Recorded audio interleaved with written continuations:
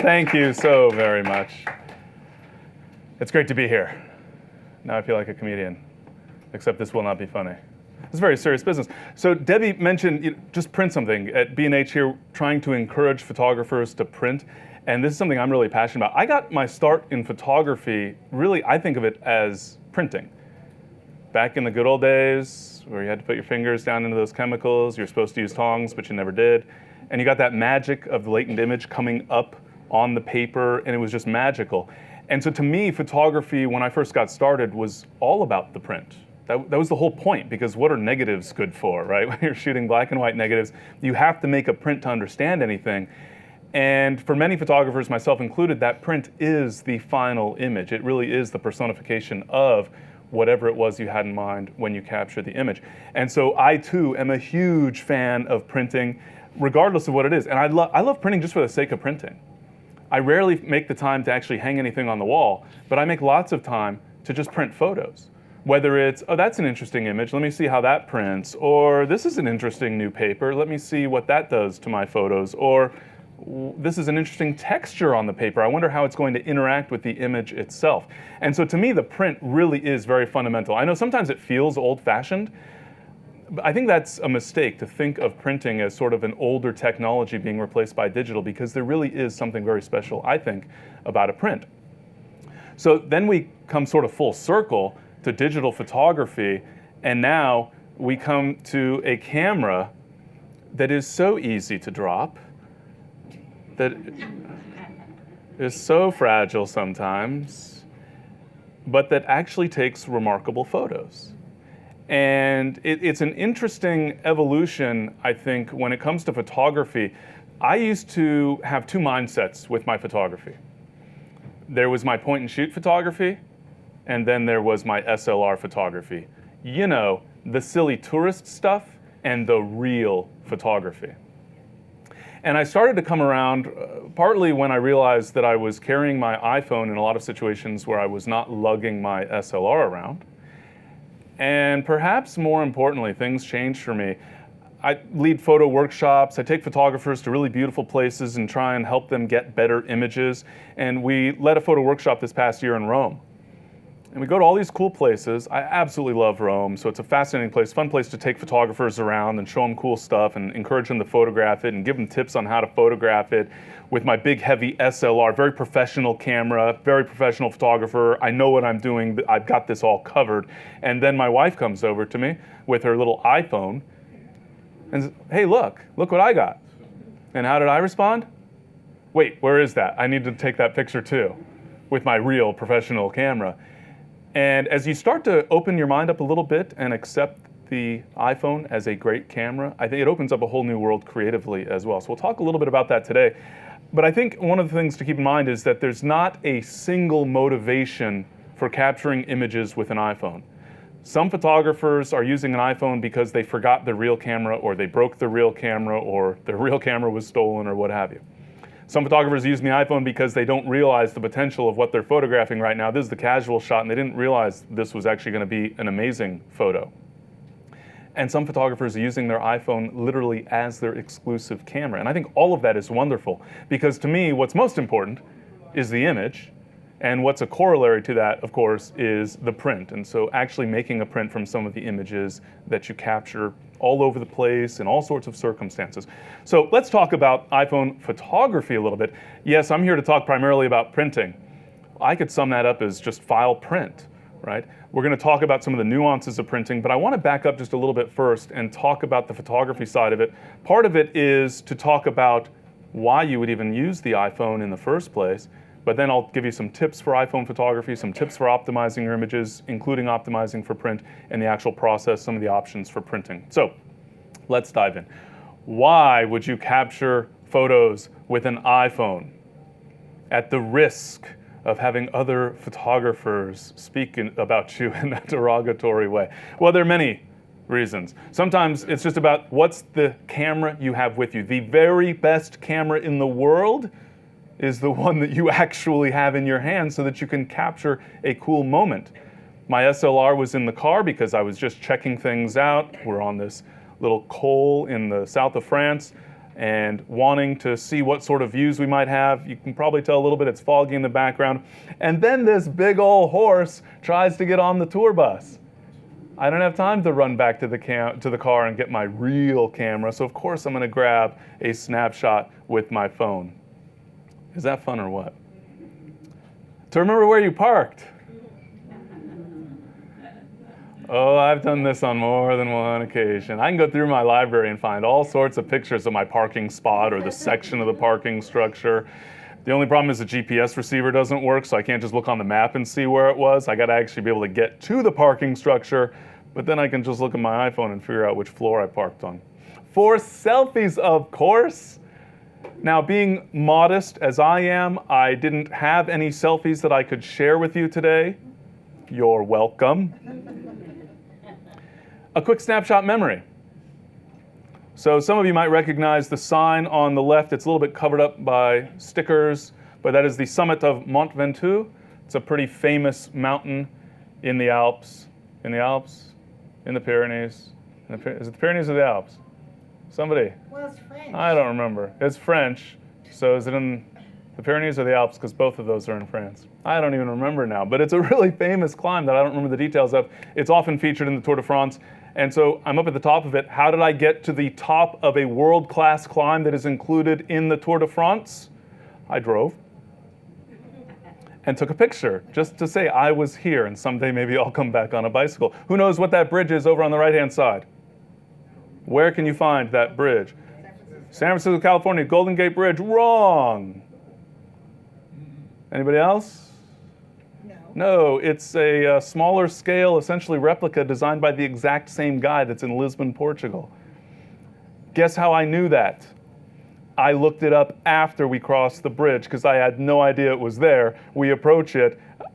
Hey, look at this. This is like the Golden Gate Bridge. I got to take a picture of this. That's my reaction to everything that I see that's cool. I got to take a picture.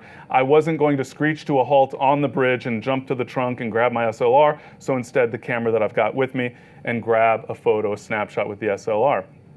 Prints will be available. That photo, no. But I like that I have it because it's kind of a cool, fun memory about this experience of discovering a bridge that you didn't even know existed. When you make a new friend.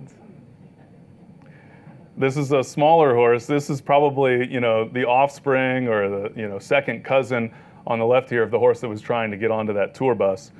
They were pretty friendly. And this alpaca that was in Michigan, actually. And is that adorable or what? Somebody needs to specialize in alpaca photography because they're just adorable.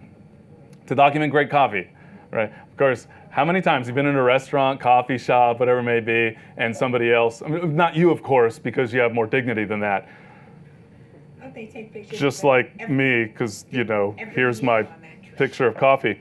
But photographing the stuff that you see, just, hey, I had a cool cup of coffee. I'm preserving a great memory. The dessert, of course, was phenomenal. And the tiles on the table, and whatever it might be, you see something cool, and so you're just snapping it. To mark a photo spot on the map. This is actually one of my favorite uses, and I've been doing this for a long time, using my iPhone to make a note of where something is so I can return later. Because I don't always carry my big heavy camera bag with me. Sometimes I'm wandering around. We were just on our way to lunch. I don't need to bring the big heavy camera bag. I just want to go enjoy lunch. And then I see this cool little spot. This is also in Rome. And I want to remember where this is so I can come back later in case I forget the name of the winding street and how to get there because I'm going to get lost at some point. And so I take a photo. As long as your iPhone is not in airplane mode, if you take a picture, there will be GPS coordinates embedded in that picture. Now it does take a few seconds for your iPhone to acquire the satellite signal. And of course, if you're inside a parking garage desperately trying to remember where you parked, it can't see those satellites, so your phone's not picking up a good enough signal. But by and large, if you're outdoors and you wait a few seconds, if you've just turned off airplane mode, or if you just don't enable airplane mode, so when you're just wandering around your hometown, then you just use your phone as a camera in the normal way, and GPS coordinates are embedded. Sometimes you're traveling internationally or you're trying to save your battery, you might switch to airplane mode, then the GPS receiver is disabled, and you will not have that benefit. But then you can use software later to view that location on the map. So I happen to use Lightroom to manage my photos, for example. And so here's that exact same photo inside of Lightroom. So if you'd like to know exactly where to go take that same picture, only better, you can go find that same spot once again. It's right near Piazza Navona in Rome. And so I can just document. Now, I have an SLR nowadays that includes a GPS receiver, one of my favorite features of this SLR, as it turns out. But I would use my iPhone for location snapshots, as I would call them, so that I can document where I was. Sometimes so that I could go back later, and other times just so that I could remember. I'm taking pictures with my SLR, now I'll take a snapshot with my iPhone in order to document where that location was, to capture those GPS coordinates that I can just copy and paste into Google Maps if I want to, and see exactly where that was on the map. And of course, now, as we start getting to the point where the iPhone is better and better at capturing great images, it's no longer just supplemental for the sake of remembering where it was. Every single picture I take can show up on the map automatically just by virtue of using the iPhone to capture the image. To share with others instantly. So I don't know about you, how many of you get like super excited about photographic situations where something really cool is unfolding in front of your lens? And do you like squeal and scream and make funny sounds and hoot and holler?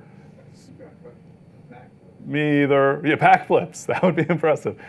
But you're having this experience and you think, oh, I want to share this with somebody. I want to send this photo, except my SLR doesn't have email built into it and doesn't have MMS, so I can't text a photo to someone, and I can't post it to Facebook or whatever it might be, whereas my iPhone has all of those things.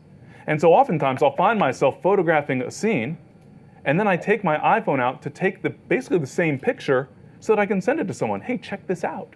Isn't this amazing? You should get over here and take pictures of this too. Or look at me, I'm so great, I found this cool spot all by myself, or whatever the purpose might be. But point being is that we can share those photos instantly while we're still having that experience, which can be a lot of fun. To lighten your load. Do you really want to be burdened? You're scooting around Naples. I don't recommend it. You're scooting around Naples, Italy. Look how many bags and boxes, and he's delivering fresh vegetables, by the way, which I think is just hilarious. Kind of burdened by a heavy load versus this iPhone that can literally fit in your shirt pocket. You can always carry it around. In many cases, you're going to have it with you anyway. You're almost always going to have your phone with you in any event. So sometimes it's just easier. You know what? I'm just wandering around. I'm just going to take pictures with my iPhone. It does a great job in any event. And to make the most of adventure, this is going to sound totally crazy because this is totally crazy, but I actually use my iPhone for underwater photography. I get a waterproof case, complete with the flotation device to put around the outside of it. The beauty of that flotation device, it's made out of foam rubber. If I drop my iPhone at that point, I have virtually no chance of breaking it, because it's got this nice wrapper around it, but it also floats so that I can go swimming and snorkeling and whatnot, and I can take underwater pictures with my iPhone. If that case ever leaks, that's going to be some expensive photography, but it actually works out really nicely. And oftentimes, when the deeper you go underwater, the less light there is, and it gets dark really, really quickly. And so you're not always going to get the best quality photos unless you're way up near the surface. And even then, you're starting to lose a lot in terms of the overall quality and the overall light levels, etc. But I wasn't going to, bring my SLR down into the water with me or dip the lens just below the surface and try and take a picture to document something that was totally incredible. And for me personally, in these types of situations, I'm not trying to get an award-winning photo that I can hang on the wall. These are yellowtail soldierfish. This is off the coast of Mexico, actually. There were hundreds of them. This was amazing. I need a picture, because nobody's ever going to believe me when I tell them. No, just because I love preserve. It's half of my motivation, frankly, for photography is to preserve these memories. To be able to go back and look and, oh, that was such an amazing experience seeing all these fish. And for creative possibilities, I'll talk about this a little bit. There are so many options. I don't even know, sometimes I'm not sure why they call it an iPhone, because I don't even really use it as a phone. It's really more of a camera and a miniature computer. And as a miniature computer, there are so many applications available for it with so many possibilities. I'll show you a couple of examples today, some of the apps that I have a tendency to use. That is by no means intended to tell you this is the one app that you should use. It just means it's one that I've found that I like. There are so many of them available for the iPhone that it gives you just tremendous possibilities. And one of the things that's really fun about using these apps on the iPhone, as we'll see a little bit later, is that we're actually able to work with those photos right on the phone. Take a picture and start playing around with different adjustments and filter effects and maybe see what it looks like in black and white and all those things right here, right anywhere, without having to download pictures and break out your laptop and all those sorts of things. So there are a lot of creative possibilities that are opened up and a creative experience, I think, that is opened up just by using that iPhone, both for capturing and processing your images. So I want to share a few tips. We won't go in super deep here in terms of iPhone photography, but mostly tips aimed at helping you work a little more efficiently and helping to make sure that you're getting the best possible results if your aim, which I hope it is, will be to make some prints of some of your favorite images. First, I find that a lot of photographers don't know about this little trick, as it were. How many of you lock your phone with a passcode so nobody can get your data and see your emails and your contacts and all that stuff? So have you ever seen, I'm sure none of you would have done this, you see somebody who is standing there. There's something really incredible to take a picture of. And so they swipe and they're trying to type their code. I'm not going to do it now because then you'll steal my code. And they type in their code, and then they accidentally typed it wrong because it's a bright sunny day and they couldn't quite see it very well. So now they got to type again, and now they're off by a digit, and now they've missed their picture. So real nice handy tip. Down at the bottom right corner of the phone, you can see that icon of a camera. So all you've got to do, make sure you can actually see your screen, so push your home button, for example, and just swipe up on that camera icon. So the camera icon, and just swipe upward, and you've got yourself in camera mode now. Look, I can take a selfie, but I will not. And the camera comes up instantly. Now your phone is still locked. The only pictures you can actually see at that point in time are the pictures you're taking during that session. So if you go to review your photos, you're not going to see the pictures you took 5 minutes ago. You're only going to see the pictures that you took during that session while the camera, the phone, is locked. You'll have to enter your passcode or use your Touch ID or what have you in order to unlock the phone if you want to see everything else. So in a sense, your phone is still locked. The only pictures you can see are those pictures that you take during that little session of quickly activating the camera. Wonderful quick tip, one that I really highly encourage you to commit to memory if you didn't know about it already, because it's a really good habit to get into where now you don't have to stop and think about it. It just happens automatically. Only zoom with your feet. This is huge. I tell photographers this, and then I see them with their phone doing a little pinch, right, to spread it out. And I just got finished telling them, don't zoom with your fingers, zoom with your feet. But of course, there's some dangerous thing in front of them. They can't possibly cross this, whatever it might be. Maybe it's a New York City street. They're not going to cross it, so they're just going to zoom. Just this one time, they're going to make an exception. Don't. I know you have some rationale sometimes. The only reason to zoom on the phone with your fingers is if you are trying to reduce the quality of the final photographic image. If that is your goal, please zoom to your heart's content in order to reduce the quality of your photos. Maybe you're going for kind of an old retro look. Totally cool. But if you want the best quality image, do not zoom with your feet. Do not zoom with your feet. Do not zoom with your fingers, only with your feet. Get closer. Or just accept the fact that you've got a wider view and you'll crop it in the computer later. I promise you, cropping in the computer later, or even in your phone later, will give you a better quality result than zooming in when you're actually taking the picture. So if that's a habit that you've had, I encourage you to get out of that habit, and as much as possible, try to get closer to the subject by walking toward the subject. Favorite bright lighting conditions. I know this one is not always so easy to obey, so to speak, because when something happens, the lighting is what the lighting is, and you can't say, well, we'll wait until after sunrise and then we'll take the picture. You've got something in front of you. But as much as possible, keep in mind, the iPhone takes remarkable photos of excellent quality. until it starts to get dark. As soon as the light levels go down, the quality goes down significantly. So as much as possible, when it comes to photos where the quality matters, you want the best possible image quality, by all means, try to favor brighter lighting conditions. The more light you've got, the better that final print is going to be. So yes, of course, I recognize there are circumstances where it's just not possible for you to take the picture under daylight conditions. Just recognize that your print will not be of as good a quality as a result of that. Manually adjust exposure. So a couple other tips that I find a lot of photographers are not aware of. These are relatively new features in the cameras that are available, the camera app, I guess I should say, within the iPhone. But you can manually adjust the exposure. So many of you have perhaps seen this already. When you tap, so you're going to set your focus and your exposure. So you're framing up a photo. You've got some key subject that you're photographing. You tap on that subject so that the exposure and the focus are set based on that subject. So maybe I have a person that I need to photograph. It's backlit. The background is very, very bright, but all I care about is the person. I'm okay with the background getting blown out because it's all about the person. So I tap on the person right on my screen so that the exposure and the focus is set based on that person.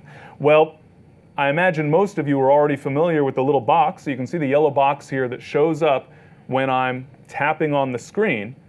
But now you'll also find this little slider over toward the right of it with that little sun icon, and you can drag downward to darken and upward to brighten. So with a photo like this, for example, I might want to be very careful not to lose detail in the clouds, relatively bright area of the scene, even if it means the shadows are going to be a little bit dark. Or maybe this is a picture for Tractors Weekly, and all that matters is the tractor and every little bit of detail about the tractor. Therefore, I'm going to brighten up that image by dragging upward on that exposure adjustment so that I'm able to see all of that shadow detail for the tractor, even if it means the sky might blow out. Because in many situations, it's not possible for my camera, whether it's an SLR or an iPhone, to capture the full range of highlight and shadow detail, the brightest areas and the darkest areas of the scene. So you're going to have to compromise a little bit, and you can adjust that exposure manually now, which is a tremendous advantage, just being able to fine tune. Sunset, darken it down a little bit. The sky's pretty bright, the foreground's pretty dark. Well, what's more important? In most cases at sunset, it's what's going on up in the sky that's really important. So bring that brightness down to optimize for whatever is the most important area of the frame. So again, just by tapping, and then you can see the little slider over to the right of that auto exposure and autofocus box, and just drag directly on the screen, upward to brighten, downward to darken. We can also lock that exposure and autofocus. So we've got a key subject that we've done this many times, right? We have the key subject that we're going to focus on, tap on that subject, and then pan upward because the sky is beautiful and I want to include the sky in the frame. And now the camera says, oh, I'm smarter than you, and I'm going to adjust the exposure based on the bright sky, so now the person or whatever it was in the foreground that I was photographing gets silhouetted. Well, I can tap and hold. So tap and hold your finger on the screen of your phone for a moment. That will set the focus and the exposure, and then lock it. And you will see up at the top of the screen here, you see that AEAF lock, meaning auto exposure, autofocus, lock. That exposure and focus setting is now locked for that scene. So I can set my focus and exposure based on the foreground subject and pan up to reframe or to the side, reframe the overall scene however I want to. Remember, auto exposure is based on bright light or dark values, the brightness, the overall luminance in the scene. Focus is based on distance.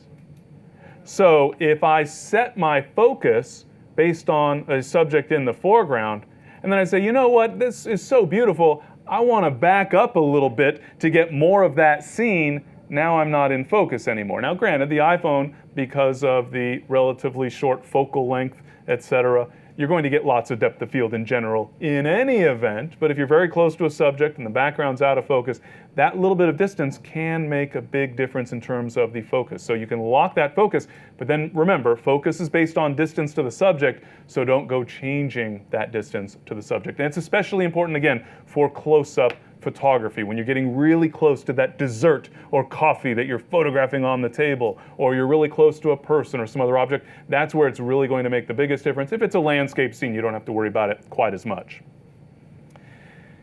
Get stable. Now this serves two purposes in my mind. Number one, obviously, it probably goes without saying, able to get a more stable shot. So if you're on, if you're moving, you're shaking, you're just not that stable, you're reaching, whatever the case might be, just getting that phone and being able to lock it down in a position, even something like this, you got these articulating legs on some of these travel tripods, you can wrap it around a post or a tree branch or something like that. But anything you can do to get that camera stabilized, especially under relatively low lighting conditions. When it's relatively dark, it's going to be that much more important so that you're not introducing motion blur into the image. So try to get that image stabilized as much as possible. The second benefit there, in the circumstances where it would otherwise be beneficial to stabilize your camera, to put it on a tripod, I also find that those tend to be the more precarious situations. So if I can get a tripod with articulating legs that I can wrap around something so that I don't have to try and lean over and get out like this, and because they make the phones really slippery these days, so it's not my fault that I dropped it, it's the phone being slippery. But the more I can avoid those types of situations just by stabilizing the phone, so much the better. And another great trick as far as equipment, use a cable release. What cable release? Your earbuds. The headphones that came with your iPhone are a cable release. They are a cable release. You can just push that button, the volume button, where the microphone is and all that chunk with the plus and minus on it, that is your button for taking pictures. You have to plug the headphones into the earphone socket, and then you can just push that button. So you can be holding out like this, or have your camera on a tripod sitting on a tabletop or something, and you can be sitting back watching what's going on and just push the button to take a picture. Similarly, don't forget the volume buttons on the phone themselves. That's your shutter release button. So you don't have to do this, hold on, I just got to reach out and tap the screen, that circle, to take the picture. You can just push the button, which I think is a lot easier when you're going one-handed. Instead of trying to get a finger down to that circular button on the screen, just get your finger poised on either volume up or volume down, either button works fine, and just push the button to take a picture. Really great for selfies, which I don't do often because of my modesty. I mentioned the modesty thing, okay. So I want to talk just really briefly about organizing your iPhone photos. And I don't want to tell you exactly what to do, but I'm going to tell you what I think you should do, which is sort of like the same thing, but with, an out for me if you choose a different strategy. My personal preference, and therefore my recommendation, is that you treat your iPhone literally like a camera. This is a real simple concept, I think, when it comes to your digital SLR, for example. How do you get your pictures from your camera to your computer? You take that little card out of your camera, you put it into your computer, maybe using a card reader as needed. You download them to your hard drive and you back them up and you import them into Lightroom or bring them into Photoshop or whatever it is that you're going to do with those photos. When it's your iPhone, then what do you do? And what I find that a lot of photographers do is they leave them all on their phone. And they hope that iCloud backup is backing up all their pictures and they'll be able to get to them someday when they, drop their iPhone into the water when they're trying to take that picture. So I don't like to have everything on my phone. I want these images into my normal workflow. And even if you've gotten to the point where the iPhone is your only camera, I encourage you to think about this as just a normal photographic workflow, which is to say that you're actually going to treat your iPhone like a camera, download your images from the camera, get them onto your computer, and in the process, delete them from your iPhone. I know that sounds scary.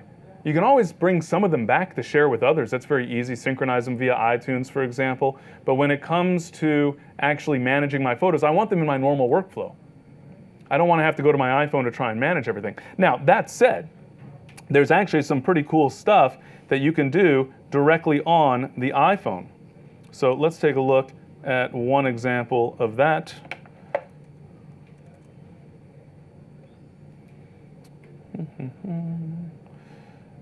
Just bring up AirPlay here. There we go. And so I've got, well, we'll go ahead and leave this horizontally. I have images that I'm managing via Lightroom that may have been taken with my iPhone, may have been taken with my SLR, may have been taken with some other point-and-shoot camera, may have been scanned from slides. Do I really care where the images came from? Not really. I mean, obviously in some contexts I'm looking for specific images captured in certain ways, but by and large they're just my pictures. And so I can take advantage of software tools on my iPhone. I can use apps. So in this case, we're looking at Lightroom Mobile, the mobile version of Lightroom. Since I'm using Lightroom on my normal computer for my normal environment, I can actually synchronize images across to my iPhone so that I can go look at any of those images that I'd like directly on my iPhone. I can even optimize these images directly inside of Lightroom on my mobile device. And all of those changes will then show up in Lightroom on my desktop. So I'm not suggesting that you leave your iPhone completely out of the equation when it comes to your photography workflow, but I'm saying that probably you've got a computer that you're using to manage your overall photography catalog, and that the iPhone should just be part of that.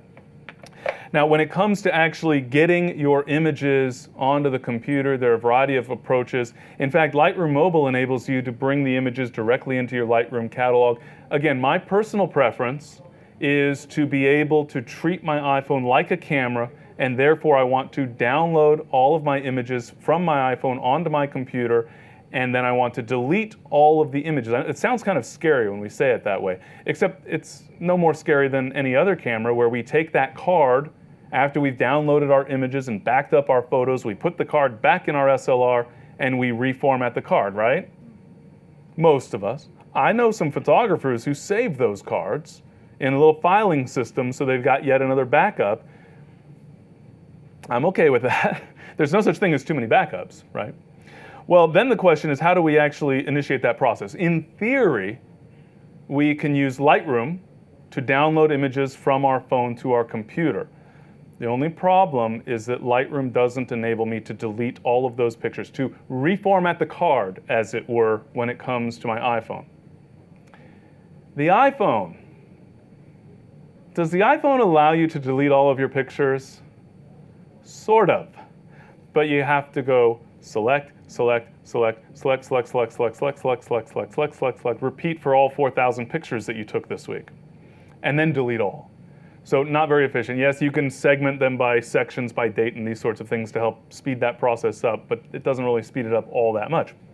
So instead, I want to use other software. I used to use Adobe Bridge, because Adobe Bridge has a photo downloader. My iPhone is just treated as any other camera when it comes to downloading photos, until now, because I'm a Mac user, and some recent operating system update broke Adobe Bridge, and so I can no longer download from my iPhone using Adobe Bridge. So I had to find another solution. Fortunately, there's one built right in. Windows users don't have to worry about this. You can just use the photo downloader in Adobe Bridge and download your photos. And I'm just using this, of course, as one example that works for my particular workflow. You might be using the Photos app on the Mac OS. You might be using something entirely different. Totally fine, but just to illustrate some of these concepts. So I actually use a tool called Image Capture. It is built in to my computer, meaning it comes with the Macintosh operating system. So we can actually just bring up the Image Capture app. You can see over here at the top left that Tim Gray's iPhone is a source because I plugged it in. The computer knows about my iPhone. It knows which pictures are on the iPhone, and so I can actually download all of those photos. So I can just choose, maybe I want to put these images out on the desktop. Of course, I would really want to make some sort of folder. Normally I would just say other and then give it a folder. So, my trip to such and such a place, whatever the case might be. This is what I think of as a temporary download because I'm still going to then import my images into Lightroom. But again, it just depends on your specific workflow when it comes to managing those photos. I'll talk a little bit more about that in just a moment. But let's just say that I'm going to put this onto my desktop, make a new folder, and we're going to call this A Day at B&H Photo. So that becomes the destination for those images. I can import all of these images into that folder. And more importantly, when I'm finished with that process, I can delete all of the images. So once I've downloaded, and I've made a backup copy, and I've double checked my work and taken it to a safe deposit box, or whatever my workflow is for not feeling so paranoid, then I can actually erase all of the images from my phone because I don't need them there. And again, bear in mind, I can always take some of my favorites and synchronize them back to my phone so that I can share them with people, because I don't know about you, when you're traveling, everybody wants to see all your pictures that you've taken. So you synchronize like 5,000 of your favorite photos, so when you meet someone over coffee, you can share that experience with them. But again, the point is that I can still get images back onto my phone. I showed you Lightroom Mobile a few moments ago that we can use. We can just synchronize via iTunes. Lots of ways that we can accomplish that sharing, but I don't want my camera roll full of weeks or months or years of pictures. I'm, again, treating my iPhone as a regular old camera, so to speak. All right. So I guess the bottom line there is organize as usual. I happen to use Lightroom to manage my library of photographic images. It works for me. You might have something else. Maybe you're using Elements Organizer, or what other tools might you be using? The Photos app built into your Mac operating system, or a variety of other tools that are available. Any of those, perfectly fine. Whatever workflow works for you is great. But again, treat your iPhone as just another camera that you're using to take more great pictures, and organize in the usual way. So optimizing for print. And there's a whole bunch of things here. I'm going to talk in a little bit more detail. I'll use Lightroom and Photoshop as my specific examples, just so that I have something very tangible to illustrate to you when it comes to preparing images for actually printing. So I'll give you some tips about how to make the best of your iPhone photos. I mean, really, most of this would apply to any photo, of course, but I'll talk about some of the specific issues that relate to these iPhone images. One of the things that I think is so wonderful is the ability to work directly on the phone itself. I mentioned that earlier, especially when it comes to creative possibilities. So let's take a look at an example here. So bring up, in this case, Snapseed. This is one of the apps that I like to use. And let's just open up a picture here. We'll go horizontal so we can see that a little bit better. And so I can pull up one of my images directly from my camera roll, for example, and I can work on it. Now, Snapseed is one of the tools that I've been using for a while, and I find that it works pretty well. Gives me some good adjustments. There's a variety of templates. But again, there are countless apps out there for your iPhone that enable you to apply both normal adjustments as well as to produce all sorts of creative interpretations of your images. It's really pretty boundless. So I'll go ahead and go into the edit option here. You can see I have some basic tools, for example, and then a variety of filters. Maybe, a sunset needs to look grungy, or, whatever crazy idea of the moment I've had. I want to go through and I just want to pick a look. I just want to choose something, see what it looks like, and then fine-tune, adjust the strength of the effect, for example, make it a little more subtle, a little less subtle, etc. Here, obviously a very, very strong effect. But I also have a little bit more control. So there's a variety of filters there, but I have a variety of options that are just direct adjustments. So I'll go into Tune Image, for example. And you can see down at the bottom, I'm currently working on the brightness control. And so I can just put my finger right on the display, and in this case, drag to the right to brighten and drag to the left to darken. Except I think the brightness was okay. I'm just going to leave that, about where it was. I want some different adjustments. Well, remember, I'm swiping left and right to apply the adjustment. I can swipe up and down to cycle through a series of different adjustments. So maybe I want to apply a contrast adjustment, and I can increase or decrease the contrast for the image. Let's go give it some more saturation. There, that looks much more natural. If you push the image too far, you can just say, oh, I'm just playing around on the iPhone. And that's your get out of jail free card. Everybody will buy that. So you can fine tune as you like. So for me personally, I'm usually favoring relatively basic adjustments. I'm not usually trying to create some weird, wacky interpretation of what I was photographing. I'm just trying to optimize the image. In other situations, we'll see some examples a little bit later. You've probably seen some already as we've been going through. I'll apply some really dramatic filters, some effect that I think really enhances whatever that subject might be. And so I think one of the most important things is to just experiment, to play around, try out a bunch of different apps, see what you like, see what sorts of effects you like. Recognize that your mood is going to affect which types of adjustments make the most sense for you, but also the subject matter. If it's a portrait of a person versus a photo of a landscape versus some close-up of something, there's going to be different interpretations. Is it sort of a gritty place that you were visiting versus a garden that you were visiting? Different adjustments would make sense.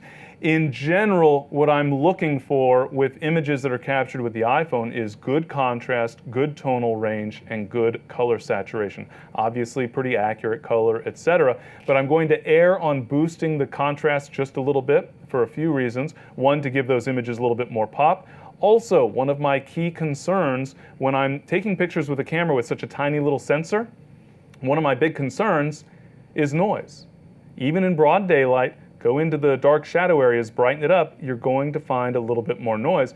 If the image has more contrast, if that's appropriate to the image, that's actually going to help mask the noise. The noise shows up mostly in the shadows. When you make the shadows darker, you can't see the noise so good. So it's kind of this win-win where the image has a little bit more pop and you're helping to mask that noise just a little bit. I also want to try and be careful with my highlight detail. I want to try and preserve or even enhance the highlight detail, especially when my aim is to make a print of the image. So here I have a print where we've got cloud detail in the background. If that area of cloud was totally blown out, it would just look wrong. So I'm trying to preserve and even enhance highlight details in the photo so that I've got a print that is going to be worthy of putting down on paper.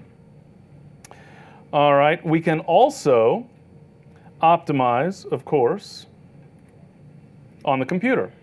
Remember, I'm encouraging you to use your normal workflow. Whatever workflow you've established, hopefully you've established, for managing your photographic images, or whatever workflow you decide works, that's what you should be doing for your iPhone photos just as you would for any other picture taken with any other camera. Similarly, you can optimize your photos from the iPhone directly on the computer. So let's go ahead and switch to Lightroom. And again, I just want to underscore, I'm using Lightroom because I use Lightroom first and foremost for managing my photos. So I just want to give you some basic concepts. Bear in mind, most of the adjustments, most of the things that I'm going to recommend here are equally applicable to any other software you're using.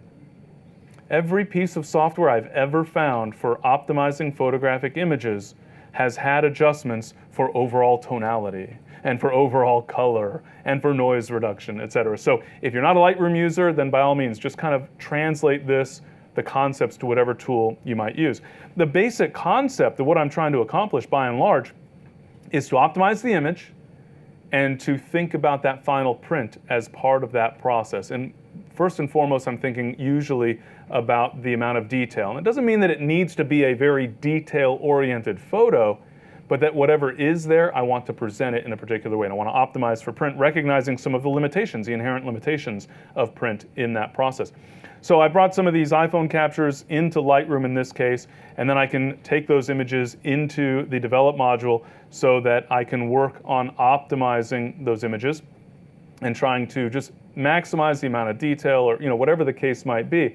So my typical workflow is to first set my overall contrast range, then to work on the level of detail, then to fine-tune the color, and then to take it from there, depending on what else that image needs. I'll talk about some of those things that are particular to iPhone captures in a moment. But for example, setting a white point. So the whites slider in Lightroom, there's a similar adjustment in Camera Raw. If you're a Photoshop user, you might use levels or curves for this, or if you're an Elements user, you would use levels. So there's a variety of different ways you might approach this. But what I want to do is establish a value for white. What is the brightest value in the image? Lightroom and many other software tools give me this clipping preview option. I can hold the Alt key on Windows or the Option key on Macintosh to see where I'm losing detail by brightening the image. If I make the image too bright, all the highlight detail goes away. In fact, if I make the image too bright, all of the detail everywhere might go away and it just becomes a white square. So I can hold that Alt or Option key to adjust the white point, bring it up as needed. My general approach, increase until you see pixels, and then back off till those pixels just barely disappeared. And what I've done then is essentially set the brightest point in the image to be right up against white. I'm maximizing contrast. Does that work for every single photo? Not a chance, but it's a pretty good start for most photos. So once you've used this sort of scientific approach of seeing where we're clipping detail in the highlights of the photo, then we let go of the Alter Option key and we look at the picture. And how does it look? I hope it looks okay, at least in terms of that white point right now. But if this looks wrong at this point, then okay, that wasn't the right adjustment, and I'll back it off a little bit further. So I'm going to use that clipping preview as a tool, not as an absolute in terms of setting a specific value for a given image. I'm always going to review the photo and decide for myself what makes the most sense. Same basic concept for the blacks. Setting the darkest value in the photo, I can sacrifice shadow detail. So here's clipping, once again holding the Alter Option key, so I can see that I'm losing detail in the shadows. Is that okay? Maybe. It depends on your goal for an image. Do you ever want to lose all of the shadow detail in a given area? Sure. Ever made a silhouette? There you have it. So it's a decision that you get to make. With the highlights, it's usually a little more strict, where we don't want to sacrifice detail. With the shadows, the black point in this case, we have a little bit more flexibility. But my usual approach is to drag to the left until I see pixels, and then come back over toward the right until the last of those pixels have either just barely disappeared or where we've got just a couple of pixels. We've got just a little area of black. That's not always the best setting for every image, but it's usually a pretty good starting point. So now I've taken the information, the brightness values in the image, and stretched them out so the brightest pixel in the image is right about white and the darkest pixel in the image is right about black. Usually a pretty good bet for outdoor photos on a sunny day. Sometimes a good bet on a cloudy day. In many other situations, maybe not so much. So it's going to depend on the photo. But again, this is a generally good starting point, at least for evaluating the result. So I've set that overall contrast. Now I can fine-tune my highlights and shadows. I can brighten the bright areas or darken the bright areas. I can brighten the shadows or darken the shadows. Now when I darken the highlights, I'm also adding a little bit of contrast to those highlights. And so, then it's just a question of, what am I trying to present? How much detail do I want? What kind of mood do I want for this image? Do I want something a little dreary and mysterious, in which case I might darken up the shadows a little bit more? Or is this supposed to be a little more about all the detail and look at all the nooks and crannies and everything that's going on in this scene? So it depends, once again, on your motivation as a photographer and what's appropriate to the image that you're working on. As a result of working with those sliders, I generally don't need a lot of adjustment, if any, for exposure and contrast. If I need an exposure adjustment, it's usually going to be just a little tiny shift to slightly brighten or darken the overall image. Very often, if the image looks pretty good to start with, all I need is those black, white, and then the highlight and shadow values in order to fine-tune overall tonality and overall contrast for the image. I can certainly push things a little bit with that contrast slider if I feel it's appropriate. But again, just taking a thoughtful approach to the overall brightness, the overall degree of contrast, and the overall amount of detail in the photo. And then I can turn my attention to color adjustments, so boosting the saturation of colors so people get a much better idea of just how colorful the water is. And the sand was just glowing with, obviously this was late afternoon light on a clear day, not a cloud in the, oops. So yeah, a little bit of self-control maybe is a good thing when it comes to saturation. Maybe have somebody else look at the photo and see what they think. But generally speaking, being a little bit gentle. Now, in the case of Adobe Camera Raw and Lightroom, I really love the vibrance adjustment because it has this uneven effect. It's boosting the saturation for the colors that are relatively low in saturation. But the colors that are already pretty saturated get very little, sometimes no adjustment at all. It also protects skin tones, so if you happen to photograph people, by boosting vibrance, you're not boosting the colors that are typically found in skin tones, so that if you photograph me, I'm not going to look so sunburned because you cranked up the vibrance. It's going to leave the skin tones alone and boost everything else. So it's a really wonderful adjustment from that standpoint. Because of the way it works, you can tend to get a little bit aggressive with it, but still you want to be careful when it comes to saturation. And bear in mind that sometimes reducing saturation can actually have a wonderful impact on the photo. So I've got this sort of dreary scene, maybe toning that down, taking that color almost not entirely out of the image maybe, but really toning down the color. It really enhances that kind of mysterious mood that's already going on based on the subject matter here, based on the clouds, that sort of thing. So play around with different adjustments, experiment. Just as you can experiment with a bunch of different apps directly on your phone, when you get it into the computer, don't stop playing with that image and experimenting and trying different things, all right? And then of course, overall color balance. So do we want the image more yellow or more blue? More magenta or more green? I do find that the iPhone, generally speaking, does a very good job of getting the color accurately, especially under normal daytime conditions. You go indoors, mixed lighting at night, then things can start to get a little more interesting, but you can always fine-tune that color after the capture. Now, two other things that I want to emphasize. There was the clarity adjustment here that gives us a little bit more detail on a smaller scale, but I want to go to the really, really small scale and look at both noise and sharpening, because these can be very key issues when it comes to iPhone captures. I would say probably especially noise, especially under anything less than really bright conditions. So on a bright sunny day, a photo like this one, for example, I'm not going to have to worry too much about noise. It was pretty bright, lots of light. Light is the information we're capturing as photographers. The opposite of light is non-light, darkness, or non-information. And where there's no information, the camera sort of has to make it up, and that's where noise comes from. Really, it's coming from amplification and all these signals and electronic stuff that we don't need to worry about. But the point is that the darker the scene, the less light available, the more noise there's going to be. You'll see more noise in the shadows than in the highlights, for example. You'll see a lot of noise in a nighttime photograph and not very much noise typically with a daytime photograph. So you'll want to be aware, depending on the circumstances, because it's going to impact how you apply those adjustments and what adjustments need to be applied. Let's take a look down here, close in on this underwater iPhone snapshot, for example. And actually, now that I've zoomed in, let's go to a 4:1 view. That looks pretty darn clean. I really don't see much noise at all, because, Lightroom's basically lying to me. Because if you take a look, well, actually in this case it's not lying to me because I already turned off the noise reduction, but Lightroom is applying noise reduction by default. Camera Raw is applying noise reduction by default. Most software tools that let you process your images are applying noise reduction by default, and so you don't get to see how much noise was really there, which is a really nice thing if you think about it, except now you're maybe not really as tuned into the fact that there may be some noise. And so zooming in really close, especially to the darker shadow areas, and then applying noise reduction, especially color noise. So I'm not sure how easily, let me brighten this image up just a little bit, and even then I'm not sure how easily you'll be able to see the noise on the display here, because it is reasonably subtle, all things considered. But as I increase that color value, you can see that the kind of greenish, magenta, yellow, little blobs of color are disappearing. Those were the areas of noise.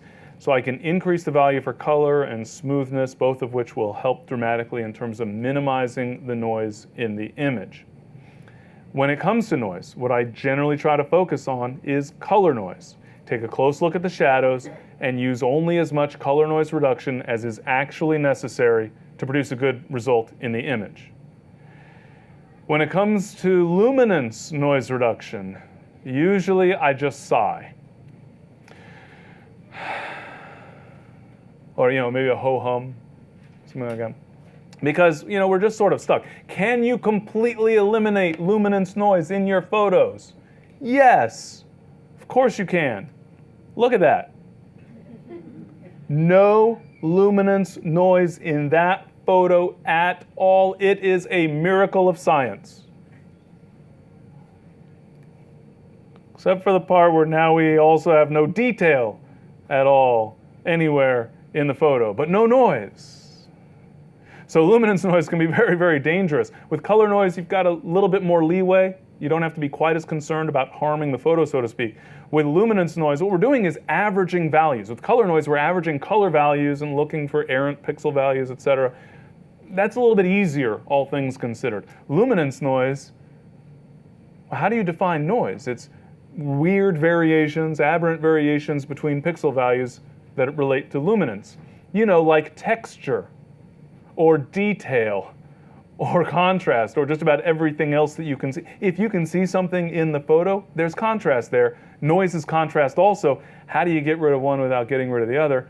Obviously, you can to some extent, but there's a great risk in dramatically reducing the overall appearance of detail in the photo. You know, sharpness. Can you compensate with sharpening? A little bit, but there's going to be a compromise there. So when it comes to luminance noise, be very, very careful and delicate. Evaluate the image carefully. I certainly encourage a sort of before and after. In the case of Lightroom, for example, I can turn off the adjustment and turn it back on again and see the degree to which I'm sort of harming that detail in the photo. And I want to make sure I'm preserving as much detail as possible. So you've got to be very careful, very judicious in the application of luminance noise reduction, whereas color noise reduction, you don't need to be quite as careful. We also want to apply some sharpening to the image. I'm going to hide my histogram for a moment here just so we can see a little bit more detail there. And I'll go to a 1:1 zoom setting. Let me bring that noise reduction down just so it's not interfering with our view of the image. And actually, let's go to an image that's got a little more texture to it, just so we can better illustrate what's going on here. So sharpening. Do we need to sharpen all photographs? Pretty much. Pretty much. There's some exceptions, to be sure, but by and large. When we're sharpening image, we're compensating for limitations of the camera, limitations of the capture process. There's many sensors in digital cameras have anti-aliasing filters, for example, that will actually reduce the sharpness of the photo. Just the conversion from analog light information to a digital signal causes some degree of loss of sharpness. So initially, we're trying to compensate for that. There's more sharpening that we'll look at when we're actually producing a print, for example. That's a completely different scenario. But initially, when we're optimizing our photo, we want to try to make sure that we've got the best image to start with. And so I'll zoom in to a 100% setting, a 1:1 setting in the parlance of Lightroom, and then look at our sharpening controls. You'll find different settings for different software tools. So depending on what software you're using to optimize your photos, there might be some variation, but generally you'll find the concepts are very, very similar. Conceptually, there are two main attributes of sharpening. First of all, what is sharpening? Well, it's taking areas of the image that exhibit contrast and enhancing the contrast. So if you have texture, how do we know there's texture? How do we know this is a burlap bag? Besides the color, well, it's that texture. It's the differences between the light and the dark that define the texture. How do we sharpen? We exaggerate that texture. We exaggerate the contrast on a very, very small scale. So now the question is, how strong is the effect? To what extent are we enhancing the contrast for that sharpening effect? And number two, across how large an area is that contrast being enhanced? Well, we're talking about fine detail that we're trying to enhance, generally speaking, when we're talking about sharpening. So we usually want the sharpening effect to occur in a very small area. And since it's happening in such a tiny area, it needs to be relatively strong, but not too strong. So let's take a look at how we can actually evaluate these settings in the context of Lightroom. It makes it a bit easier to understand what's going on. We can do that by holding, once again, the magic key on the keyboard, the Alt key on Windows, or the Option key on Macintosh, which enables you to get a nice preview for each of the sharpening settings here in Lightroom. Same thing in Adobe Camera Raw if you're processing your initial captures that way. So I can use the amount slider, again, in the context of holding that Alt or Option key. Now I see a black and white preview of the image. Remember, we're talking about luminance enhancement, brightness values, or contrast. So that makes it much easier. It gets the color out of the way. With a black and white image, I can better evaluate that strength. The radius, this is the size of the effect. I want to enhance detail. From this pixel to that pixel, it goes from middle gray to white, and I want to enhance contrast. Fine. But across what range of pixels, how many pixels across, will I have that contrast enhancement blend? For fine detail, I want it to be really small. For more broadly defined detail, I might want it to be larger. Well, let's take a look at what that actually looks like. Once again, the Alt or Option key. Now I can see essentially kind of a mask. So this is an embossed image that shows you where we're actually going to be enhancing that contrast across a large area or across a small area. Generally speaking, especially for iPhone captures, because of the nature of the sensor, I recommend settings below about 1 for that radius. I find myself very often around 0.7, 0.8 for that radius setting for iPhone captures. Now in this case, I'm going to actually take that amount, the strength, all the way to its maximum just so we can more easily see what's going on in terms of the effect. Once again, that embossed preview for radius. When we move to detail, it looks a lot like radius, but what we're doing here is determining the degree to which we're enhancing even the finest little details in the image that have just very, very little contrast to them. You can sort of think of it like a sensitivity setting. Do I enhance contrast for every single variation in pixel values, or just for the more obvious variations in pixel values? Just for the edges, or shall I also sharpen the noise in the image? So how am I going to define those various areas within that image? And generally speaking, I would say, if you want to enhance lots of detail, if it's a very textured image, which I think this is a pretty good example in that regard. If I want to enhance, embellish the texture, I probably want a relatively high setting for this detail slider. If I'm trying to maintain a smoother appearance, it's the surface of the water in a clear sky and I want it to look pretty smooth, I don't want it to start looking weird and pixelated, then I would use a relatively low value for that detail slider. So in this case, relatively high. I'll leave it exaggerated for the moment just so that we can better see the next effect, and that is masking. Let me zoom out here on the image so that we can actually see what's going on. Once again, holding that Alt or Option key. At the moment, with this value all the way down at 0 for masking, we see it looks like an entirely or nearly entirely white image, which in the context of a mask, such as what we're seeing right now, that means sharpen everything. The entire photo, analyze, evaluate, and based on our other settings, apply that sharpening enhancement. Or focus that effect only on the highest contrast edges in the photo. So do I want to sharpen everything or just the real strong edges in the photo? Generally speaking, with most normal photographic images, I'm going to use a relatively low setting because I want everything enhanced in the photo. If I don't want, for example, the sky to get too much of a sharpening effect, that's where the detail setting comes into play, and I'd keep that relatively low. But in some situations, you might have, for example, think of a flower that has very plain, smooth flower petals, and you just want to enhance all those details where they overlap each other, for example, and where the leaves are and that sort of thing. But you want the surface of the flowers to remain very smooth, then that's where this setting comes into play, where we're able to focus our attention. So again, with masking, focus our attention for that sharpening on just the highest contrast edges in the image. It's not something that I use all that often, but it can come in handy.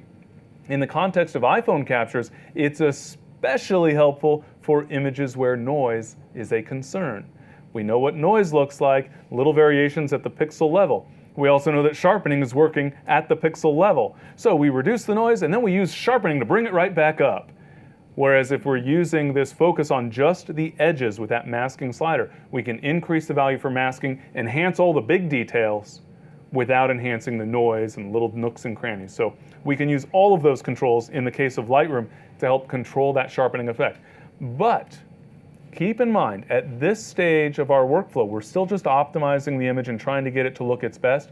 Here, what I really want to focus on is just compensating for any loss of sharpness in the original capture. I'm not trying to get it ready for print. We'll talk about that a little bit later. Rather, I'm just trying to optimize the appearance of my initial image. All right? So, once we've got these images just absolutely optimized, go out, take some perfect photos, optimize them, tinker with them on the phone, maybe get them to your computer, organize them, put them into the same kind of folder structure, for example, that you use for all of your other images, depending on that existing workflow. Take some time to try to optimize the image to produce the best initial result, you might say, that best master image, so the best starting point for producing any sort of output from that photo. So I'm going to share this image in a variety of ways. Seeing as how I started off maybe on my phone, it's very simple. Go post it on Facebook, see how many likes I get. You know, the self-esteem setting on Facebook. So go see how many likes I'm able to get, or send it to a friend, or email it to someone, or whatever the case might be. I can share very easily, but then I have some options for printing. To me, it's shocking, almost, how easy it is to get prints out of your iPhone in a variety of ways. So let's take a look at a few examples. First, we want to talk about, in the context of actually producing this printed output, how big a print can you get? I don't know. One trick is to do something like this. Get a creative effect that just totally alters the appearance of the image and makes it look almost kind of painterly, and then there's no limit to how big you can print it. Because there is no, sharpness per se in the photo, no detail that we need to really worry about in terms of a nice big print. So how big can you really print the image? Well, let's look at it scientifically, right? I mean, we need to analyze these numbers here, take a very scientific approach to how big we're going to print our photos. So here's a couple of details about the individual phones. So on the left you have basically all the earlier models, starting with the 4S, and then the 6S and the 6S Plus. So basically the last couple generations, as it were, in the context of just the camera within the phone, the image sensor, etc. So the earlier models, 8 megapixels. 8 million pixels. Wonderful. And the iPhone 6S and 6S Plus, 12 million pixels. Great, but I don't know how many pixels are in a print. So how's that going to help me? Well, generally speaking, there's a variety of different ways that you can analyze this, and you'll get different numbers from different people. What I generally start with for my own purposes is what I call the native print size, which is to say, when I capture an image with my iPhone and I print it, what is just the natural native output size for that image? And here we have, you can see 7 by 9 inches versus 8 by 12 inches. Well, what the heck is native? It depends on how you're printing the image. For me personally, my typical approach is to make photo inkjet prints. I print my own images at home on my photo inkjet printer, and so that's the way I evaluate native print size. Generally speaking, most photo inkjet printers, not all, there's some variations, this is changing over time, but as a good baseline, you can think 360 pixels per inch. So every 360 pixels across in the image gets you 1 inch of potential output size, horizontally and or vertically. So essentially we can just take the actual pixel count, horizontally and vertically, and divide by 360, and there's your native print size. Why did I choose 360? Because my printer that I use to print my prints renders at 360 pixels per inch. Some photographers use 300 pixels per inch. Some printers print at a higher resolution. Some inkjet printers today actually are starting to render at 720 pixels per inch. Great quality, smaller prints, theoretically at least.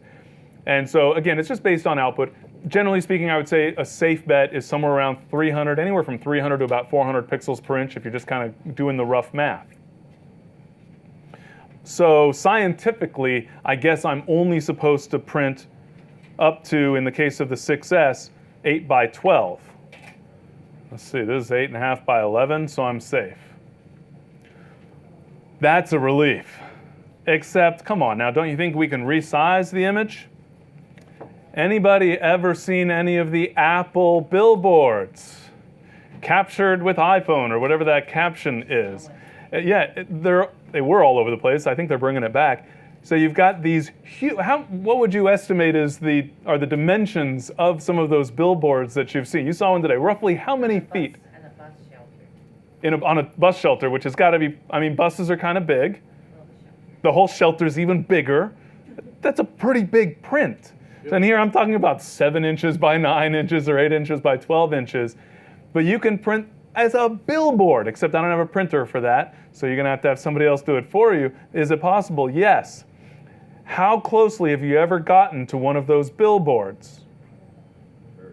Anybody? How do they look up close? You don't even need to know. You can imagine, can't you? Look, I'm going to take this image, and I'm going to print it 100 feet by, whatever. How's the quality going to be? Really, really bad, except you're like a city block away, so it's going to look great. So in reality, you can print infinitely large as long as the viewer is an appropriate distance away from that print. So it's something I don't really try to worry about too much. But conceptually, when I think about print size, when I'm trying to define my own rules for myself, not that I, obey those rules, but when I try to define those rules, I'm thinking about a print I can hold in my hand. And I'm thinking about photographers who are troublemakers, who then get that print in their hands. Oh, he's supposed to put the glasses in the, like this, and look more studious that way. And, yeah. All right, I approve. How big can you get it for that type of a scenario? My general rule of thumb is you take that native output size and you double the dimensions. You're quadrupling the surface area, but double the height, double the width, so you're getting a 4 times bigger print in terms of surface area. As a general rule, pretty safe bet. It's going to vary on the image, of course. That one that was really noisy and blurry, not so much. But the photo that you captured with good lighting conditions and you were careful with sharpening and noise reduction and optimizing the overall appearance and boosting the saturation a little and the contrast a little, and just being very careful about your overall adjustment, pretty comfortably double the height and width of that native output size, which, as you can see here, a 13 by 19, or in this case, a 16 by 24 inch print from an iPhone? Yes, absolutely. And they come out great. Again, it's going to vary by the specific image, just like it would with an SLR. Anybody ever taken an out-of-focus picture with the SLR? I mean, I never have, but I've heard about photographers who have done this. That one's not going to print so good. But again, if you're starting with a good capture, one of your best captures, absolutely 13 by 19, 16 by 24 with an iPhone, not a problem. And again, remember, that's based on me being that guy who's going to go stick his nose against the print to really try and evaluate it. If we're talking about a display where the viewer is going to be at a normal, respectable distance, really, you can take it much, much larger. Pretty incredible, I've got to say. So then how do we actually go about getting prints? There's a variety of ways. Some of this is just, it's amazing, I think. I'll show you actually an example, one that I've been using, if I can find it. And that is Shutterfly. Again, just as a single example. So I'm not suggesting that any of the tools that I've been using or I've gotten in the habit of using are the best tools ever possibly available, but rather that they're tools that have worked for me and that I've gotten comfortable using and that I feel work pretty well, etc. So let's come back to the iPhone here. Let's try to come back to the iPhone here. There we go. And back into, so let's get there so we can see a little better. So we've got a photo. Let's see if it'll let me go horizontal here. It will not. Certain apps don't like to go horizontal. So down at the bottom, I've selected a photo. So this, again, just Shutterfly, just as one example of one of the various ways that you can work with your images. I'm going to tap Create Product down here. Look at previews of the actual finished product right here on my iPhone as I'm tinkering with a photo that's in my camera roll. And let's see, coffee mug. What do you think? Black coffee mug for this image? Yeah, that one here. All right. That worked pretty well? Who likes the coffee mug? Somebody, Ray, come on, my self-esteem is at play here. Oh, maybe you would prefer a keychain fob or a deck of playing cards. Who's up for a deck of playing cards? There we go. Now do we need to change the photo? Fine. We'll switch this to a cloudy sky photo. Now how many takers do we have? All right, so we're going to add that to the cart, and we're going to order how many decks of playing cards? Show of hands. And just raise how many fingers for if you want 5 decks of just, yeah, okay. So that's about 5,000 decks of playing cards we're going to order right now. You can go up at the back of the room. But I can place my order for products right here. Obviously, yes, they have a website from your computer. You can go do the same thing. But it's wonderful to be able to take your photos and produce all sorts of products. Oh, and they actually do normal prints too. so I can order, 8x10 prints or whatnot, and the quality is actually very, very good. So that is one option. Again, and think of it as an option categorically, that we can use a variety of apps, a variety of solutions. There's some postcard solutions that are just wonderful, that you take your photo, you create the postcard, you type the text, and you tap a button. You don't have to wander around a foreign country looking for stamps and trying to figure out how much the stamp has got to be worth. You just do it all right there on your iPhone with a picture that you took yourself, that you optimized yourself, and it's all sorts of fun. This one really just blows my mind.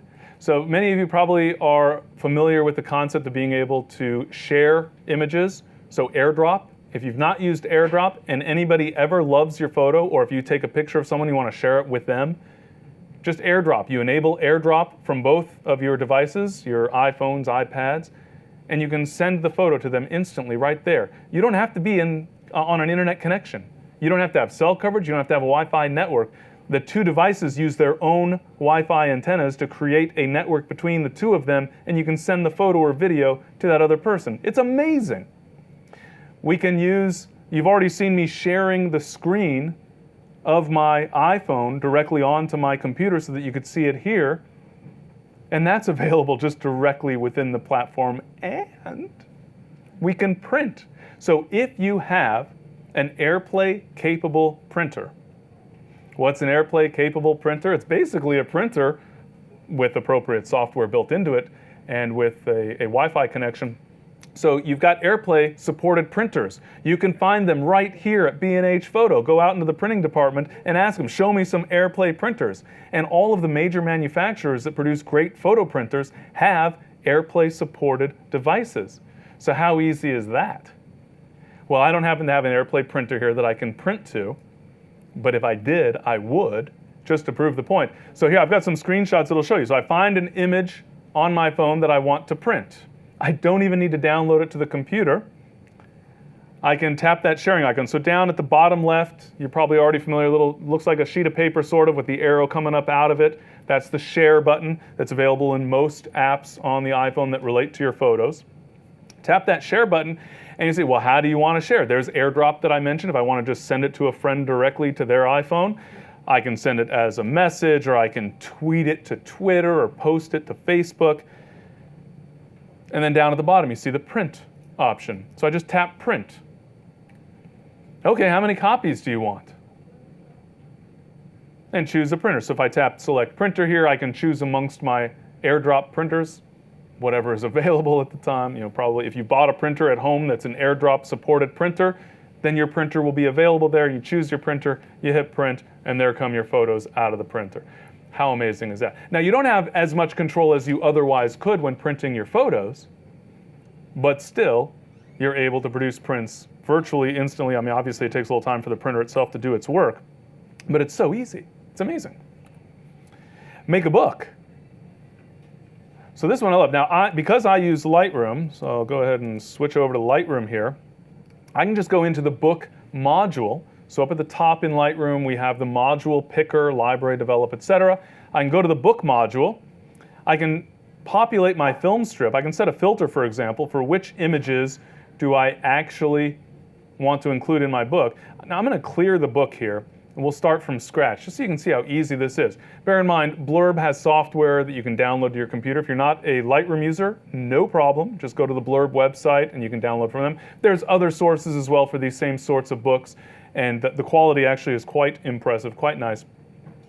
But if we, in this case, using Lightroom, I'm going to use Blurb as my source. So if maybe you're an Instagram user and so you've gotten in the habit of making your photos square, except now Instagram doesn't force you to use square anymore, thank goodness, because I'm not into the whole square thing all that often. I like to make rectangular photos sometimes, but maybe I want a square book or whatever other print size that I want. In fact, since all of you have already decided you want to purchase multiple decks of playing cards with my photos on them, I'll assume you all want to buy a book. We'll go ahead and make it the large square version. So I'm going to change the size and re-lay out the image. I could define a basic template here, but I can also say, you know what, Lightroom, kind of lazy right now. Would you just go ahead and automatically create a book layout for me? And here's my book. And I could just literally go down here and order that book from Blurb. Tell them how many, we'll take a list of how many people want to order copies of the book, and we'll go ahead and submit this, and in 2 to 4 weeks it'll be delivered to your house. We'll see how much it costs. We're up to $85 here because I've made a really big book with lots of pages. But I can also change the layout. So I can go to one of the individual pages and say, oh, well, for this page, I actually want to have 2 photos side by side, and I want this other picture to be there with that picture, and whatever the case might be. I can go in there and configure the layout. And this is the same templates, the same basic options that are available with Blurb if you download their software on your computer and make the book there. It's so simple and easy. Thank goodness, at least for me, it's template driven. I don't have to know anything about page layout. I can just make a beautiful book just by essentially kind of picking and choosing. They do have some, more interesting kind of creative options. So I've got, these travel layouts that have a little bit more interesting overall page layout. I even have text pages.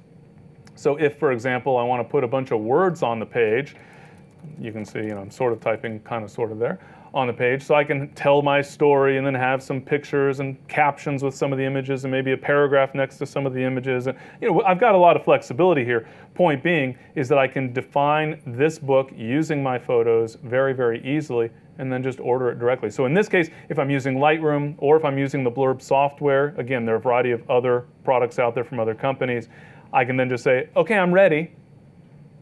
Go ahead, do your thing. It creates all these layouts for me. It processes my images, prepares them for that final book layout, uploads them to the Blurb server, and lets me place my order for the books. And the best part is I can even make those books available for sale to others. I can set my price. They'll tell you what percentage you get and all that, so you know what your profit is per book, for example. But you can choose how much you want to sell the book for and make it available as a print-on-demand book so that you can just send the link to others and say, hey, go check it out, and buy 10 copies if you're so inclined. So that's an option that I think is pretty cool. Again, variation on a theme, you might say, in terms of producing prints, but a really nice way to share your photos and really impressive. When you say, you walk around town with a portfolio case or something, it's like, hey, look at my prints that I've got. I mean, that's cool. But then when you have a little book and, would you like to take a look at some of my pictures? All the better, all the better. So lots of fun to create and a pretty cool product to boot. And then printing from the computer itself. So I'll show you what Lightroom does in this case. So let's just grab, I don't know, since we printed this one, I'll go ahead, or I printed this one, I'll go ahead and use that as the basis. Similar to how we're able to use that template-driven approach with the Blurb book, Lightroom does the same thing. So I've got a variety of options in terms, I can make little print packages. So I need a 5x7 and 10 wallets so that I can go give these out on the street corner.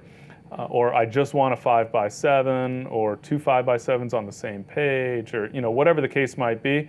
I'll go ahead and just use that 8x10 option. You might recall that this image is square. You can see that it's not square in my preview. That's because the zoom to fill option is enabled. If I turn that off, the image won't be zoomed to fill the available space. It will be reduced in terms of that zoom setting so that I can see the entire image. And then there's a variety of other things. I can add text and all sorts of other stuff. I can define the overall size of the margins on the paper and these sorts of things, add a watermark if I'm so inclined. So there's a variety of things I can change in terms of the layout. For me personally, I usually don't take advantage of those things because I just want a print of the photo itself. I'm not trying to add words and everything else. It's all about the picture. Then we get down to our print settings. And this is perhaps the most important piece of all of this, because when you go to make that print, you don't want to end up with a print that doesn't look very good. And so this requires color management. There are 2 basic approaches to producing a print that will be an accurate reflection of your image. You can let the printer do the work, so to speak, or you can let the software you're using do the work. So here I'm using Lightroom, maybe you're using Photoshop or whatever other software you're using. Either let the software do the work or let the printer do the work. What you don't want is for them both to do the work. Because one of them says, well, you know, this printer tends to make things a little bit too magenta, so I'm going to shift it toward green. And then the printer says, well, I know this printer tends to make things too magenta, so I'm going to shift it toward green. And now it's really green because we just shifted it twice to try to compensate for the behavior of the printer. So either let the software do it, the software that came with your printer, the settings that come up for that printer, or use, in this case, Lightroom, whatever software you're using. The distinction there is either to let the printer do the work or to use a profile. A profile describes the behavior of a specific printer, ink, and paper combination. Thankfully, for most of us, that really means paper. Because usually we have a printer, not a bank of printers in our studio to choose from. And usually we're using the ink that the printer manufacturer makes specifically for that printer. So all we have to really think about is which paper are we going to use. And so by and large, it's a paper profile, but technically it relates to the specific printer model with a specific ink set for that particular paper. How do you get those profiles? Well, your printer will come with profiles for the papers manufactured by the same printer. So if you're using a Canon printer, but you want to use an Epson paper, Canon is not going to give you a profile for the Epson paper because Canon wants you to buy Canon paper. They're not going to provide profiles for those other papers from printer manufacturers, from different printer manufacturers. But there are lots and lots of other paper manufacturers out there with a wide variety of different materials to choose from. I highly encourage you, if you've not already, get a sampler pack from any of these other paper companies. Red River Papers, one of my personal favorites, Moab, Canson, who else? What other papers are out there? There's a whole bunch of them. Hahnemühle. Fabulous. The Photo Rag Hahnemühle is amazing. So there's some wonderful papers out there. Go explore and see what options are available. Check out B&H and see what kind of papers they've got out on the shelf. And then go get some of the sampler packs so that you can test out. Usually they'll include two sheets of each of the different types of paper that they produce. Sometimes it'll be just the fine art papers versus the normal photos. A variety of different options available. Get some of those sample packs, print up a bunch of images, and what you'll start to learn, number one, which paper resonates with you? What do you like? Do you tend to favor matte versus glossy, etc.? Also, you'll start to get a sense of which images work on which papers. So when it comes to the iPhone, what I find is generally if it's a straight photo where the detail, the contrast, the color is important, I usually favor a semi-gloss to a glossy paper because that's going to help enhance and embellish and present that contrast and that saturation. You're going to get a more muted result when it comes to printing to a matte paper. Now there's some hybrids. There are coated matte papers that do a better job of keeping the inks up on the surface. The issue with matte papers is that the ink gets soaked up by the paper, kind of like a sponge. And when it gets soaked up, number one, it's not right near the surface reflecting all that light, and it spreads out in that paper so that you're not going to have as much crisp detail, etc. So if detail is really important, the color, the contrast is really important, generally I would opt for a semi-gloss to a glossy paper. If it's a little more delicate photo, if it's a little bit more moody photo, so something like this, where it's got this effect, this vignetting, etc., it's been muted down a little bit, it's more muted.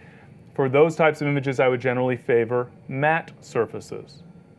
If the image is not so sharp and you're trying to fake it, oftentimes a matte paper is going to work nicely because it just has a softer appearance naturally and it doesn't look problematic.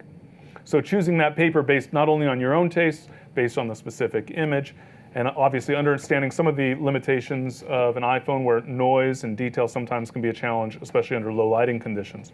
But again, experimenting and playing around with different papers, different textures, etc.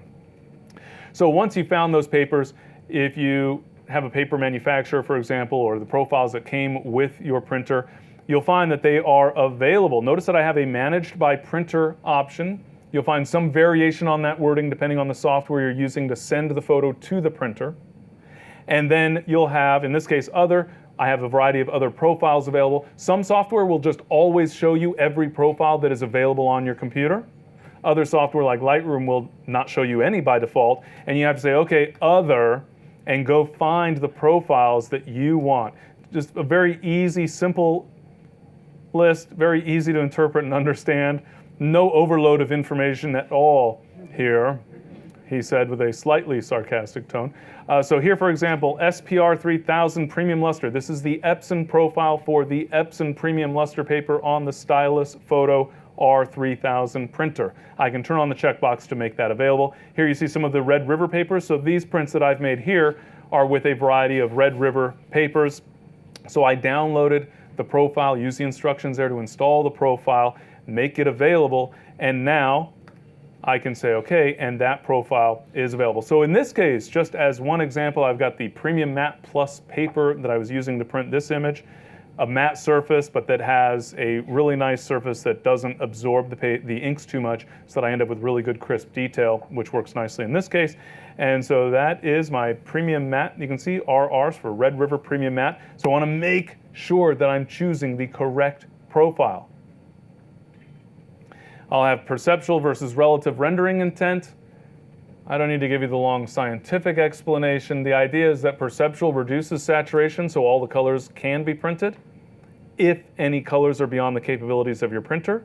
Relative colorimetric only changes the colors that are outside of your printer's capabilities, beyond your printer's capabilities, leaving everything else the same. I generally prefer the relative option, relative colorimetric, because I don't want to reduce the overall saturation of the image. That said, perceptual does preserve the relationships between colors in the image. It's just desaturating. As a very general rule, if the image is printable for the most part, except for a few colors, relative will be better. If the image is way out of gamut, then of course the perceptual option is going to be better. How do you figure that out? Trial and error is one option, but we can also actually proof the image. We can use soft proofing for the image. This is available in Lightroom and in Photoshop and in some other tools where you can preview, you can simulate the appearance of the final print using your software. Is it a perfect simulation with no variation compared to the final print? Of course not, because we're using a monitor to emit light as opposed to a sheet of paper that's reflecting light. So there's going to be some differences there to be sure. But I can choose which paper I want to simulate. So if we go back to that Premium Matte, for example, notice as I switch that, I'm going to turn off soft proofing and back on. Notice that the blues, for example, get a little more muted because that paper absorbs the ink and causes the blues, many of the colors, to get a little more muted as a result. Are there any colors that are out of gamut?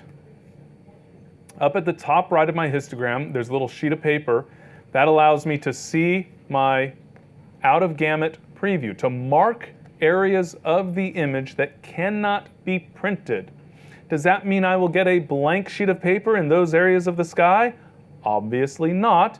It means the printer is going to do the best it can to get a color that's as close as possible. In theory, I could apply some adjustments to try to compensate for this. Usually, I'm just going to accept, oh, okay, if I print to this paper, the blues might not look quite so vibrant as they would be if I printed to a glossy paper, for example. In fact, let's go ahead and take a look at an example here. Premium Luster is a semi-gloss paper. Hey, that looks better. Fewer areas of the sky are out of gamut because this is a semi-gloss paper that keeps the ink closer to the surface of the paper, therefore keeps those colors a little bit more vibrant. And so I know that this will produce an image, a print, that is more true to the original capture. It's also semi-gloss, not matte. Is that an okay change for me? Maybe it is. Maybe that changes my mind about what paper to use, and maybe it's not. I accept the fact that on matte paper the colors will look a little bit more muted. Again, it's not about right or wrong, it's about understanding what's going on as best we can so that we can make more informed decisions about how we're going to proceed. So just using that preview, even just to get a sense of, okay, how about on this paper, that's the Fine Art White or Fine Art Natural, and you can see the variations. Notice, by the way, it might be a little difficult to see on the monitor display here, but the color of white in the background also changes because the color of white for the paper changes. Some paper is a little more creamy, a little more bright white, etc. And so Lightroom in this case is trying to give us a better sense of what we can expect in that final print. And the same basic concepts would apply regardless of how we're printing our images. Photoshop, Photoshop Elements, Lightroom, the Photos app, whatever it might be, whatever you're using to work with your images. Same basic concepts apply. Now, one other thing, if we go back into the print module here, you'll see that we have two other things here actually, but we have a print adjustment option. So often, I hear photographers tell me when they make a print, I made the print and it looks too dark. My first response, did you turn on the lights? Because ideally when you're working at your computer, you want to be using only that display to evaluate the image and apply your adjustments, etc. Is the room still dark when you pop that print out of the printer and have a look at it? Take it out in daylight versus indoors and there will be a remarkable difference in that print. But sometimes the print is a little bit too dark. Shadow detail gets lost a little bit too much. Rather than applying an adjustment for the print to your master image that's also the source that you'll use for emailing or Facebooking or whatever else, it's better to compensate just for the print. And so that's why we have in Lightroom here the print adjustment option. We can turn that on and increase the brightness or decrease and increase the contrast to compensate for those limitations of the printer. The bad news is we don't get a preview of this effect. Trial and error. Make an adjustment, make a print. Huff and puff, make an adjustment, make a print, repeat until you find the setting that works. I generally work in increments of 10, so increase brightness by 10, see how the print comes out, take it up another notch of 10 if needed, come back, etc.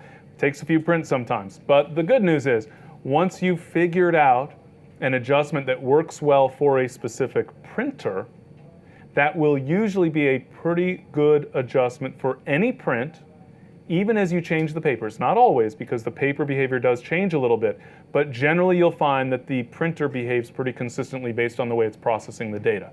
So you might find that for certain matte papers you need to kick that up a little bit higher, or you need to add a little bit of contrast, but you'll start through a little bit of trial and error to find settings that work generally well for your printer in terms of those basic adjustments, and then based on different papers. I do find that a lot of photographers tend to favor one type of paper, matte versus glossy, for example, and you find your favorites and you stick with those favorites, and I totally understand that as well. So it's not so terrible to have to go through that trial and error process. It feels terrible initially, but then you can use that same basic adjustment for future prints, and it'll usually give you really good results. The last thing I want to mention when it comes to that printing is sharpening. Wait, we already talked about sharpening. Yes, but that was sharpening the initial capture. Now we want to sharpen for the final print, because remember I mentioned, which would be especially important for an image like this, pretty good fine detail. So we've got this Ferris wheel and all of the cross beams and whatnot, all the structure of the Ferris wheel, a lot of contrast, a lot of detail, relatively small detail. I don't want to lose that crisp detail in the image. I need sharpening. Remember I mentioned, especially with matte papers, the ink strikes the paper, it's absorbent like a sponge, the ink droplet touches the paper and just spreads out. Not a huge amount, but enough that it can make a difference. And so we need to apply some sharpening to the image.